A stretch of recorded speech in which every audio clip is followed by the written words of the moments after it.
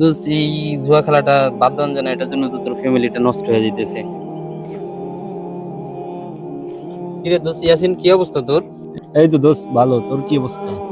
এই তো দোস্ত ভালো। দোস্ত কি করতেছিস? এই তো যা করি আর কি, মোবাইলে খেলাধুলা। দেখি তো দোস্ত কি খেলতেছস। দোস্ত কি করতেছিস? তুই তো জুয়া খেলতেছিস। দোস্ত তুই এই জুয়া খেলাটা ছেড়ে দিতে পারোস না? কি করব দোস্ত, ছাইরা দিতে চাইলেও ছাড়তে পারি না, জড়াই গেছি। দোস্ত জুয়া খেলাটা ছেড়ে দে, এটার জন্য তুইও ধ্বংস, তোর ফ্যামিলিটা ধ্বংস হয়ে গেছে।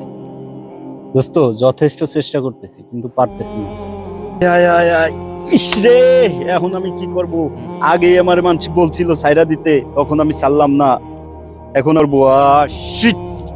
ইসরে, সবাই আমারে কইছিল জুয়ো খেলাটা ছাইরা দিতে। যদি ছাইরা দিতাম আজকে আমার এতগুলো টাকা যাইতো না।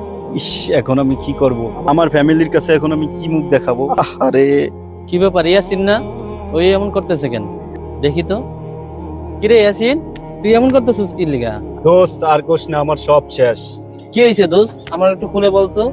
দোস্ত তুই আমার আগে কইছিলি জুয়ো খেলাটা ছাইরা দিতে, ছাইরা দিলেই আমার ভালো হইতো, তাহলে আজকে এই খারাপ অবস্থা আমার হইতো না।